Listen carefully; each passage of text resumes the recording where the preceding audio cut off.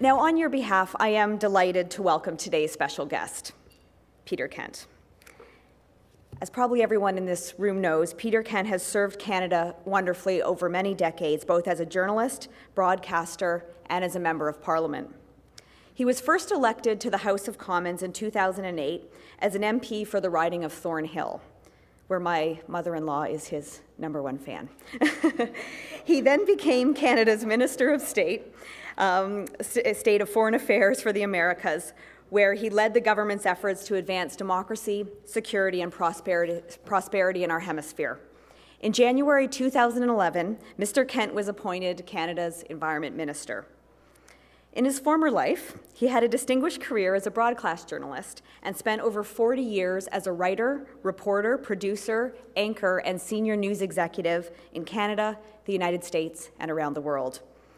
Mr. Kent has won numerous awards over the course of his journalistic career, including the very prestigious Robert F. Kennedy Award. He is also a member of the Canadian Broadcast Hall of Fame. In addition to all this, he is a very active community volunteer with a long list of contributions, including as a mentor to the Toronto Region Immigration Employment Council, a volunteer with the Canadian Museum for Human Rights, the Toronto Conservatory of Music, and the Sunnybrook Health Sciences Centre, among many other things. In addition to talking to us about his work as the Environment Minister today, Mr. Kent has very kindly agreed to take questions from you, our live audience, following his speech. Mr. Kent, the Canadian Club podium, Canada's podium of record, is yours. Thank you.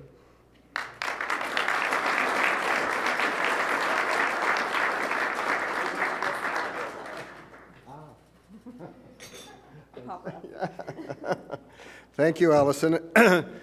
And good afternoon, folks. Thanks to all of you for coming out today. And what a wonderful room to greet you. This room is haunted by celebrities and entertainment masters over the decades. I never actually heard Sinatra or Lionel Hampton perform here, but I did attend one of Peter Appleyard's memorable evenings. So it's wonderful to be with you here today. In my previous life, I attended many dozens of Canadian Club luncheons over the years, so I'm delighted and honored to be here with you today on this side of the podium. Former media colleagues regularly ask me whether I'm really happy as a politician, whether I don't have pangs of regret that I've left journalism. And my answer, since I was first elected back in 2008, and as recently as this Thanksgiving weekend, is that while journalism was a great career, a great adventure, I'm having a terrific time today, a very satisfying time, a sometimes challenging time on this side of public policy. There is a communications challenge, of course, and my challenge today is to tell you the story of Environment Canada in a way that will make you understand, take pride in, perhaps, hopefully, even inspire you on the degree to which your country is a world leader on so many environmental issues. Because, ladies and gentlemen, our Harper government has an impressive record of achievement here. Par l'intermédiaire de ses experts scientifiques et en recourant aux meilleures ressources disponibles, Environnement Canada assure à la population canadienne des politiques et règlements efficaces. Nos activités scientifiques procurent à tous des prévisions météorologiques en temps opportun. De plus, ces activités renforcent notre capacité à surveiller les changements environnementaux. Through our expert scientists and using the best available research, Environment Canada provides Canadians with policies and regulations that work. Our science ensures you timely weather forecasts, and it advances our ability to monitor changes in the environment. We place a high value on enforcement to ensure our actions have meaning. All of this helps to make us a world-class regulator. We provide strong leadership in protecting endangered species and our nation's rich biodiversity, in land conservation through the creation of a record number of new parks and through partnership with organizations like the Nature Conservancy of Canada and Ducks Unlimited, in state-of-the-art chemicals management planning, and in the measures we've taken to reduce greenhouse gas emissions, which have helped us now halfway towards our target for 2020. But that isn't all. We're also active on the international stage, honoring our United Nations commitments under the Copenhagen Accord, funding programs to promote sustainable agriculture and to protect forests in developing countries, participating in global sustainable development summits, such as the recent Rio +20, and working with continental counterparts in the United States and Mexico to address a shared environmental agenda, and with our American colleagues regarding the protection of our shared Great Lakes. We can be truly proud of what we've accomplished, and all the more so because we've persevered at a time when public and private sector budgets are very lean, and we must be as efficient as possible. We've done all of this in a way that complements and supports Canada's economic agenda. This government understands that an economy is very much like the ecosystems we work so hard to protect. Changes in one part of the food chain have to be carefully managed to avoid creating new challenges elsewhere. For example, Canadian companies, the companies that create Canadian jobs, compete against those from countries that are not subject to the same environmental standards and therefore do not have the same fixed costs. We can also be proud of the degree to which collaboration, consultation, and partnership frame our approach to the environment. Granted, it sometimes takes a little longer, and it can sometimes be a little messy, to say the least, but there's no other way for a world-class regulator like Canada to proceed. Our success with water, for example, demonstrates that we know how to walk the talk. Au cœur de l'été, nous nous sommes enfin attaqués à l'une des plus grandes sources isolées de pollution de l'eau en instaurant des normes nationales visant le traitement des eaux usées. Over the summer, many of you will know that we tackled one of the largest single sources of water pollution in Canada, introducing the first national standards for wastewater treatment. These standards will align us with the United States and the European Union and ensure that untreated and undertreated sewage are not dumped into our country's waterways. Framing the new regulation, we made absolutely certain that we heard the views of a range of stakeholders, communities, and partners, and that means that while things didn't proceed especially smoothly or quickly, the outcome is extremely robust. That progress with wastewater and the alignment with international standards will contribute to Canada's implementation of the renewed Great Lakes Water Quality Agreement, which Canada and the United States enhanced last month. I don't think I need to tell anyone here today how important the Great Lakes are as a source of drinking water, a resource for agriculture, a route for transportation, as well as home to around 150 species of fish and 3,500 plant and animal species. Obviously, a great deal has changed since our two nations first signed the Great Lakes Water Quality Agreement 40 years ago, but what hasn't changed since 1972 is our shared commitment to protect the world's largest surface freshwater system and the health of the surrounding communities. The revised terms include provisions to address such issues as aquatic invasive species, habitat degradation, and the effects of climate change. They reinforce ongoing efforts to deal with harmful algae, toxic chemicals, and discharges from vessels using the lakes. We've acted fast, ladies and gentlemen, to deliver on our renewed commitment. Le gouvernement a lancé aujourd'hui l'initiative sur les nutriments dans les Grands Lacs. Au cours des 4 prochaines années, nous investirons 16 millions de dollars pour aborder le problème d'algues toxiques et nuisibles récurrentes dû au déversement de phosphore. Today, the government launched, I made the announcement down at HMCS York on the waterfront, the government's launched the Great Lakes Nutrient Initiative. We'll invest $16 million over the next 4 years to address the re-emergence of the toxic and nuisance algae caused by phosphorus discharges.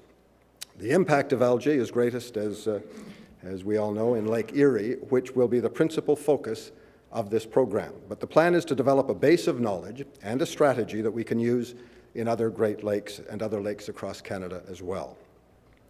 The Great Lakes Water Quality Agreement is also serving as the foundation for the development of a renewed Canada-Ontario agreement respecting the Great Lakes Basin ecosystem.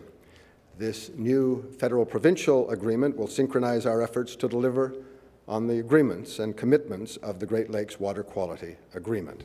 Again, collaborative partnership will be the key to success, as it was just last month when we joined the Nature Conservancy of Canada and its American counterpart, along with the public and private partners, to protect the Flathead River Valley in British Columbia.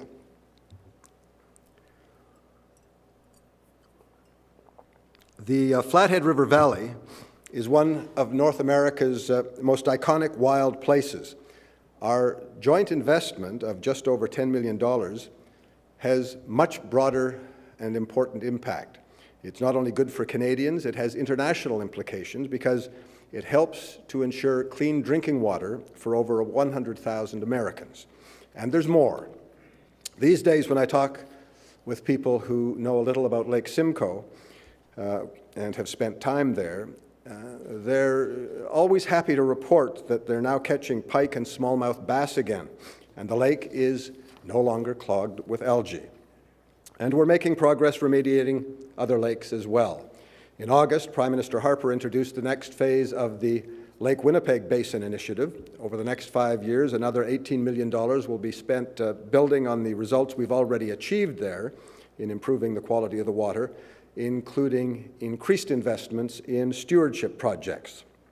And under the St. Lawrence Action Plan, Le Plan Saint-Laurent, renewed last year, we are focusing on comprehensive monitoring with a view to biodiversity conservation, improved water quality, and sustainable use of that great river. Environment Canada's Chemical Management Plan also plays a crucial role in preserving water quality as well. It contains controls to limit the use of toxic chemicals like bisphenol A and prevent them from getting into fresh water. By further restricting and regulating the use of phosphates in household cleaning products, detergents, and laundry soap, we're addressing the growth of algae that they cause.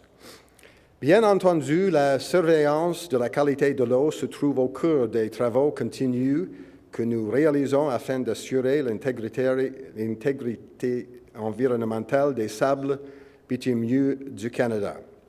And of course, water quality monitoring is at the heart of the ongoing work we're doing to ensure the environmental integrity of Canada's oil sands.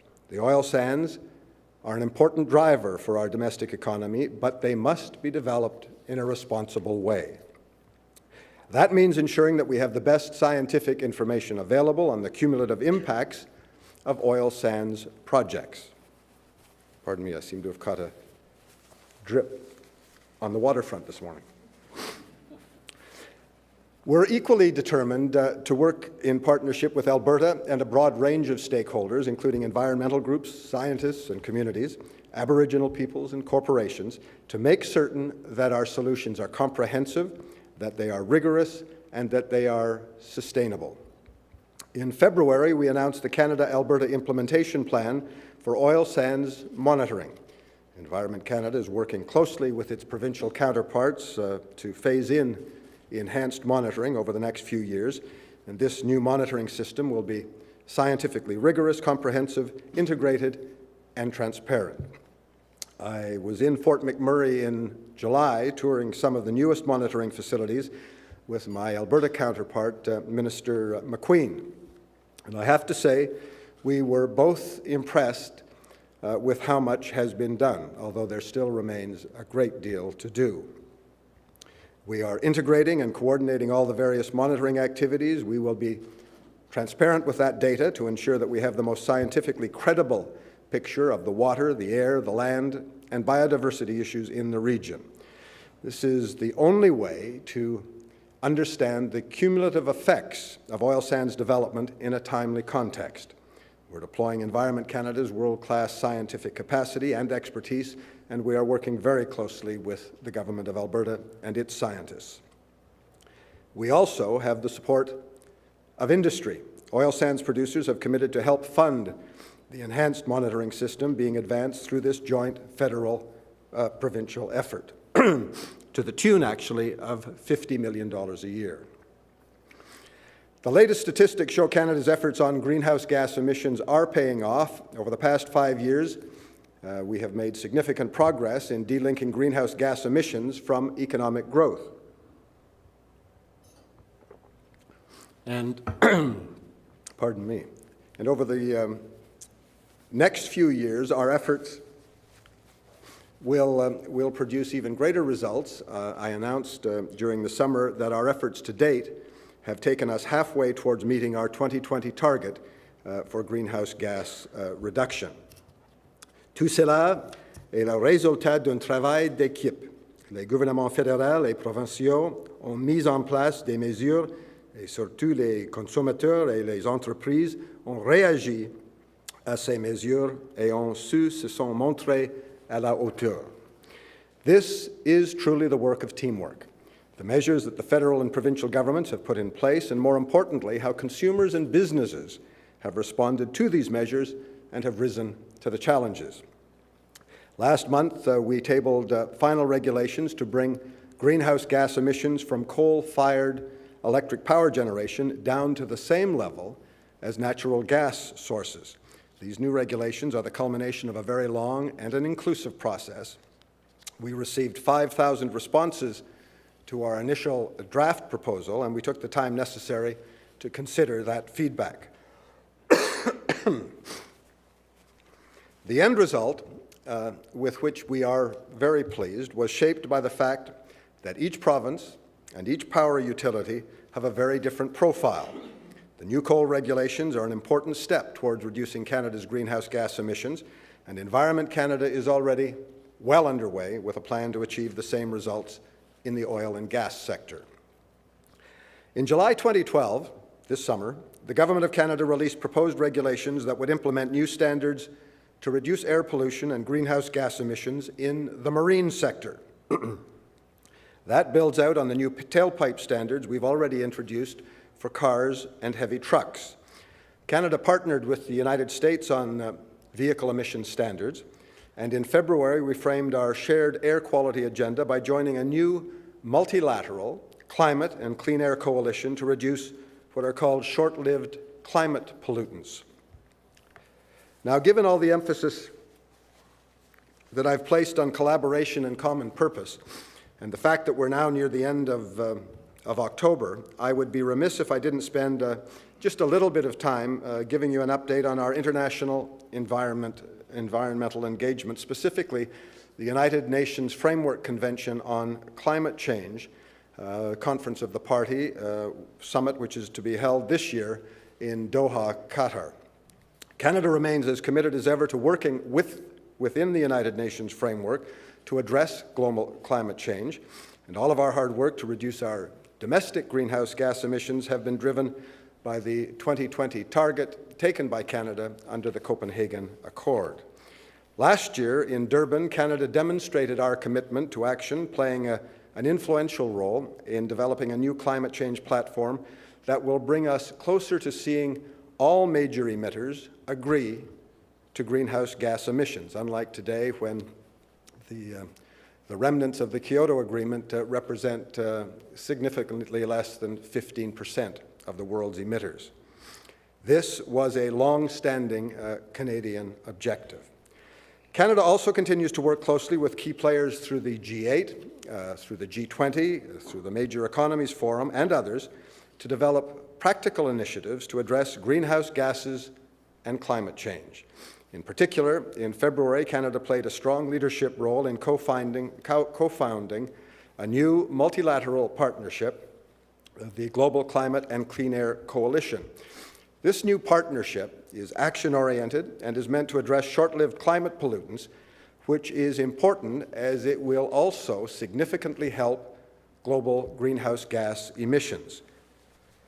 It is also a means towards addressing some of the effects that these pollutants have on health, on agriculture, and other environmental impacts. I'll conclude my remarks now in the hope that I've had a measure of success in telling you the story of Canada and its environmental successes. We are not about empty promises or vague discussions on the environment.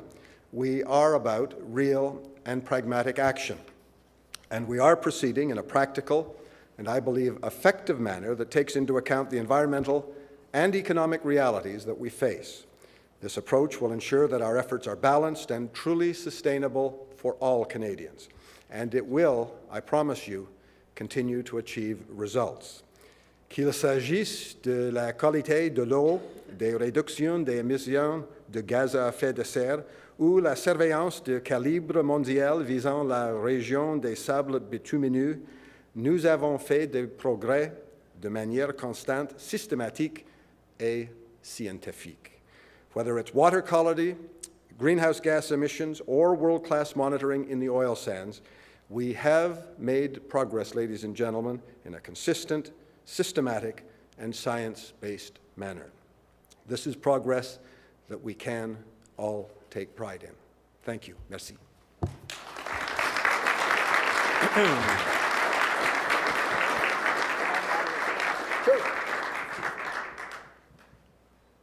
I've got the roaming mic here, so Okay, please well, stay there. Thank you very much, and thank you, Mr. Kent, for agreeing to take questions from the audience. I do have a few rules, though, I hope that you'll all oblige. The first is that if you'd like to ask a question, please raise your hand and a volunteer will bring you a microphone. The second is if you could please keep your remarks short so we can fit in as many questions as possible. And then third, above all, if you could please phrase your question, as Alex Trebek would say, in the form of a question. That means it ends with a question mark. And we can now begin. Toby. It's a pleasure to have you with us today, Minister Kent. Thank you. Especially as a journalist who almost 30 years ago produced one of the most comprehensive pieces of journalism on climate change at that time. My question is on your views on how we can link the environment with our industrial strategy. And I'm thinking by natural capital accounts, we're blessed with a ton of oil, but we're also blessed with an equal amount of abundant, clean, renewable energy, whether it's hydro or pumped storage. And we seem to spend about 100 times more on trying to export our fossil fuels than we do on exporting our clean energy, where there's a lot of industrial opportunity. And I'm looking at Newfoundland, way off, half an hour ahead or behind. And I'm thinking about what they've done, and they've done a strategy of resource conversion where they've converted their fossil fuel wealth from their offshore reserves to green infrastructure to enable them to sell clean electricity to the Americans and displace dirty coal. And it's for eons, or it could last for decades. Sure. And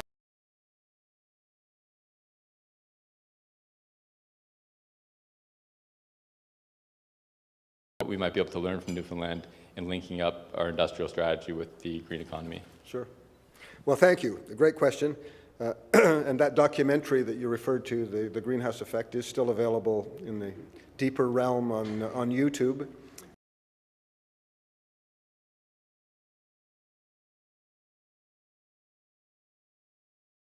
It was early and produced through the good offices of the CBC, David Studer, producer.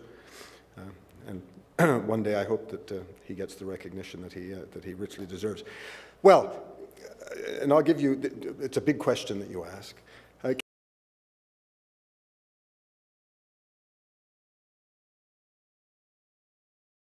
Seldom noted among our critics, but Canada is already today 75% energized by renewables. The problem is, in this large country, we don't have the hydro capacity.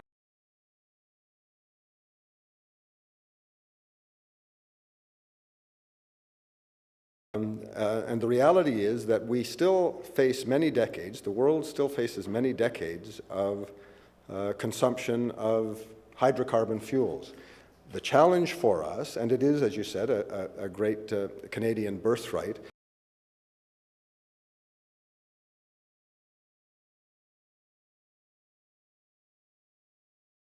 combustion. It can and will be, through regulation, through technology, through better practices, managed in a way that significantly reduce the toxins and the GHG that it produces. I'm going tomorrow to Alberta for our annual meeting of the Canadian Ministers of the Environment, and I'm sure that parts of your question will come from different angles, and those provinces not blessed by hydro, who still rely on coal-fired energy, will be there, and they'll have their comments on our new regulations on coal-fired to reduce them to the operating standards of clean natural gas. But it's a continuing challenge, but there is a balance necessary, and you're quite right in striking the balance between responsible resource development, environmental stewardship, and reduction of the toxins and GHGs that carbon fuels still represent. And in the back, please. Hello, Minister Kent. My name is Peter Ketchum. I'm Reeve of the Township of the Archipelago, and I had great concern in the middle of the summer when I attended an IJC review of their proposals of how to handle water levels in the Great Lakes. Yep. And I would wonder what Environment Canada has to offer with regards to the disappearing water in the Great Lakes, and no more is it the most evident of it being in Georgian Bay. Georgian Bay. Yep. Excellent question, and it's one with which our government is seized. I've held meetings over in recent months, recent weeks, last week a couple of meetings, and had a chance to discuss some of the challenges with IJC colleagues in the United States when we signed the renewed Great Lakes Water Quality Agreement. Water levels in the Great Lakes have always been cyclical, but we're into new and very deeply concerning territory right now. Water levels, even in Lake Ontario, not quite as certainly not as noticeable as in Georgian Bay, are at their lowest level since 1965. And the problem is, and there are some who have proposed controls of the sort that contain water behind barriers, dams in Lake Superior to try and affect changes in Lake Huron and Michigan and Georgian Bay. But we are waiting now for the final report. As you know, the first report of the IJC was found to be incomplete. They asked for more time. They will be presenting a new report with new set of recommendations in December. I have discussed this with my counterpart at the EPA, Lisa Jackson. John Baird has the file on the diplomatic front because it is an international treaty. And we are visiting it because it's not only the problems of lower water levels for recreation boaters, it is having an impact on sturgeon populations. It is having significant negative impacts on property values and the tax base surrounding those lakes. We can control water levels in the Trent Severn Waterway because we do have a series of dams, but even there it's imperfect, and you're aware that we had to release water to help folks get their boats out of the water in the last couple of weeks. It is a very serious problem, and it is one that our two governments are seized with. There are proposals, and I'll keep my answer short here, there are proposals to slow the flow of water through the St. Clair River. But the problem is also, and this is another side of climate change, you can't hold back water that hasn't fallen, the precipitation that hasn't fallen and drained into that watershed. So our scientists are on it. They're working with American scientists. We're working with communities and our partner governments. Thank you.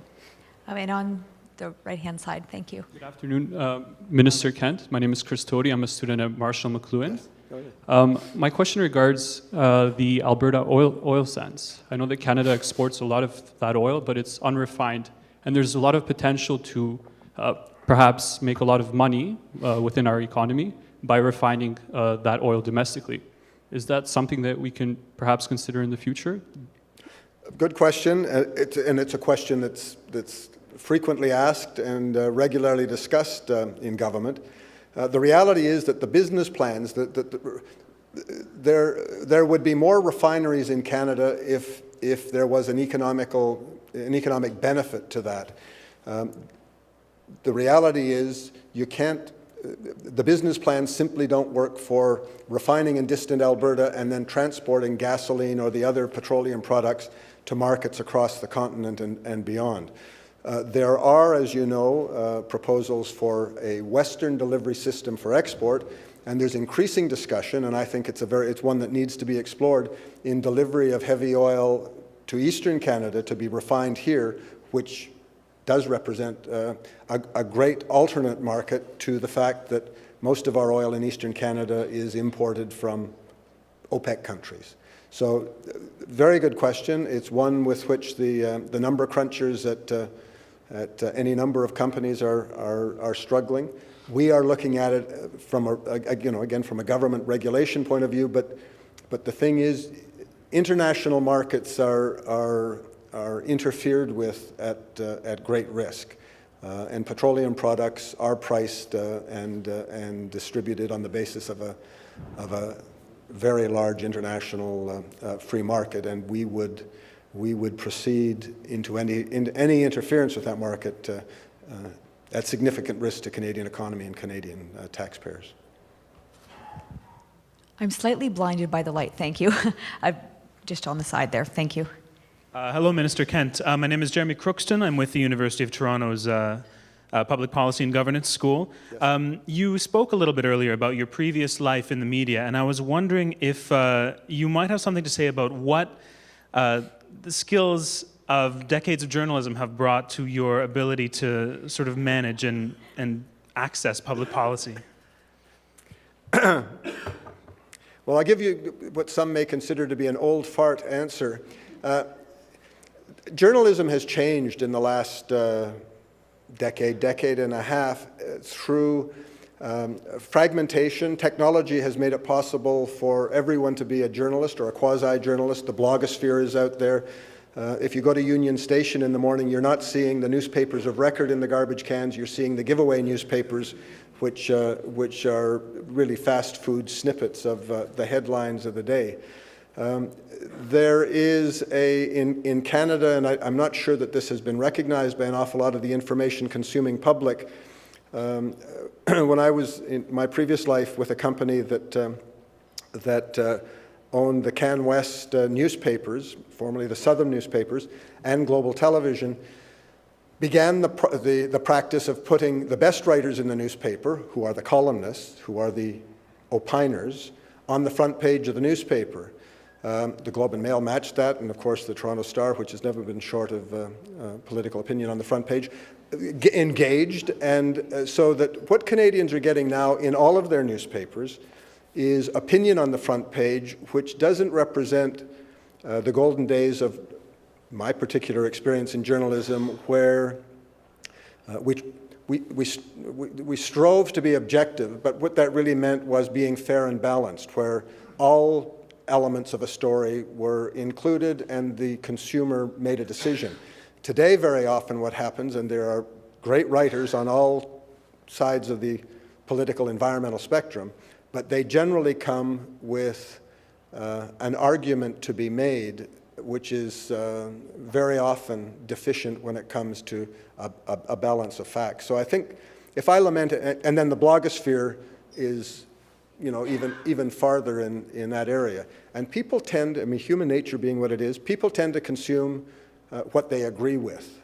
And so we find ourselves increasingly, in some of the public policy debates that we have in Canada today, there's a great divide. There's a chasm between us based on the real and tangible familiarity with the facts of whatever the public policy issue is. So commendations to you, and as I said earlier today, I would hope that some of your classmates find their way to internships at Environment Canada to see exactly how we do approach public policy development in our little corner of the government.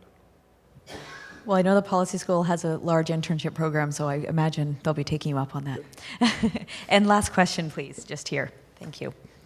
Honourable Minister, thank you very much. I really appreciated your remarks this afternoon. In your remarks, you mentioned the meeting of the Canadian Council of Ministers of the Environment to take place later this week in Alberta. On the agenda for that meeting is, I guess, an update and a status check and a decision point relating to the the air quality management system that the federal government and the provinces have been working on. The Pollution Probe, the organization of which I'm a part, has been very impressed with the process, the depth of consultation and collaboration on the development of this new national framework. We think the impacts and the implications could be very beneficial and far-reaching. I was wondering if you wouldn't mind reflecting on the process to date and maybe your hopes for the outcome of this meeting. Thank you. Well, no, absolutely. And in the same fashion as the development of the original Acid Rain Treaty between Canada and the United States, which was very controversial in its day, it was not quite as controversial as the Free Trade Agreement with NAFTA, but the development of the original Acid Rain Treaty continentally was very controversial. A lot of industrial players were very resistant, but I think decades on, we see that, and certainly my counterpart in the US EPA, Lisa Jackson, sees that as a base upon which to build.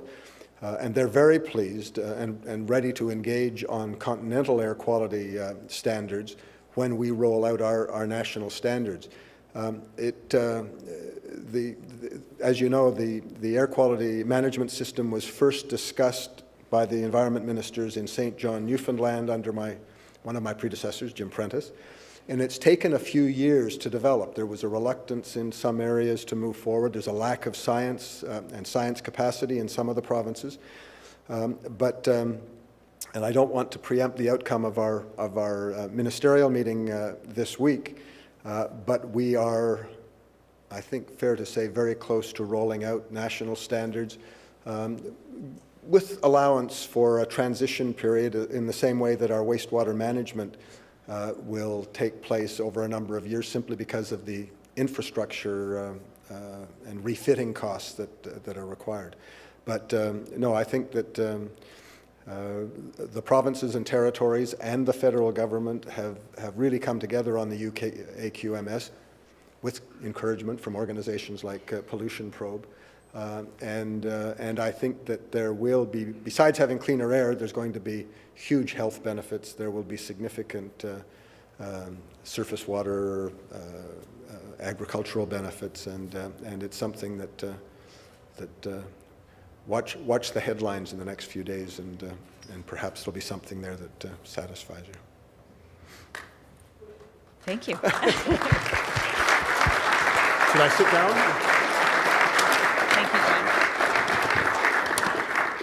Thank you so much, Minister. I know how busy your schedule is. On behalf of the Canadian Club, thank you so much for spending time with us today. The environment, it is a subject that we cannot afford to ignore or put back on the back burner any longer. Whether it's unusual weather fluctuations and the consequences on our ecosystems or the ramifications of greenhouse gas emissions, action is needed, and it's needed now. As you rightly pointed out, we owe it to the future generations to protect our land, water, and air, and that's where your environmental leadership comes into play, Minister.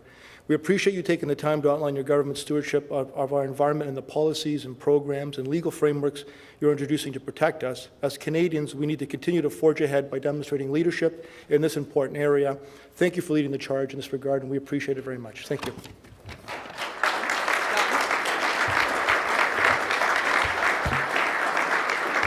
Thank you, John. I would like to echo John's thanks to Mr. Kent for speaking with us and being with us today. And I would also like to thank you, the audience, for joining us and being a part of this very important discussion. Now, before I adjourn, so we can all eat, which I know everyone's excited about, I did want to share with you a little bit of the exciting lineup that we do have planned for you this fall. On October 19th, we will welcome our Lifetime Achievement Award winner, Lloyd Robertson, who will be interviewed by his longtime friend, Brian Williams.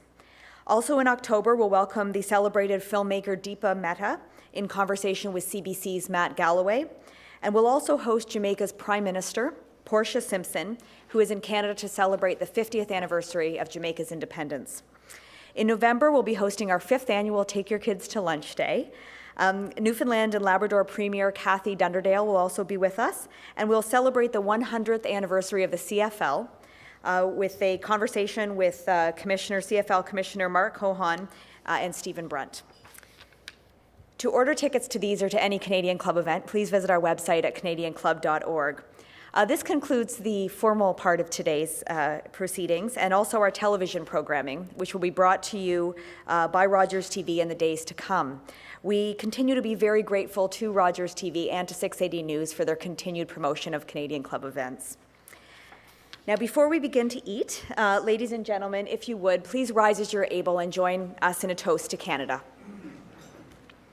To Canada. Cheers. Thank you again for joining us at the Canadian Club, and enjoy your lunch. Bon appétit.